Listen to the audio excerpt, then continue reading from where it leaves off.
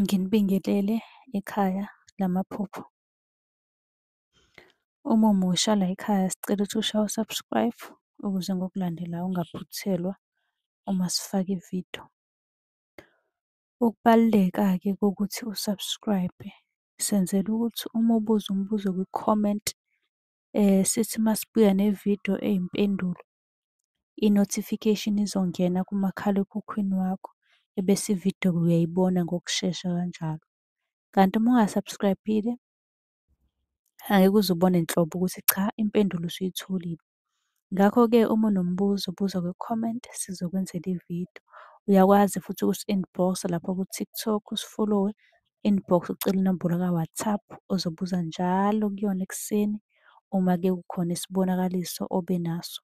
Nokubaluleka nje kokuthi-ke uwazi ukuthi ngabe lokho osuke ukuphuphile kubika ukuthini. Ake singene-ke kwelanamhlanje sikuchaze.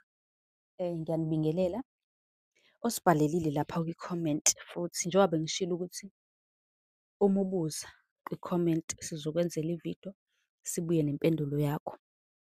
Obhalile uthi, ngicela ukubuza, nginokuphupha kunomuntu ongidonuselayo, ngabe-ke lokho khona kusuke kubika ukuthini? Engingakusho nje ngokuphupho lokudonuselwa noma ubona bedoniselana okanye kudonuselwa wena, lelo phupho alikho lihle. Lelo phupho lisuke lihambisana-ke nento eyisichitho. Ngingasho ukuthi hlampe ukugadlwa ngey'chitho kunomuntu okusebenzisela imithi, alikho lihle. Ukudonuselwa siyazi ukuthi vele nje empilweni kuyinto vele esingayithandi, engekho nje inhle.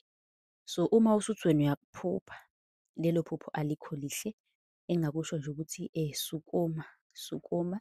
Sizokwazi ukuthi thina sikuxhumanise nogogo la ozokunikeza lowo muthi noma ngithi leso siwasho esizokusiza ekuthenini ukhiphe isichitho, avuleke amaphupho akho, kube amaphupho amahle kungabi amaphupho amabi.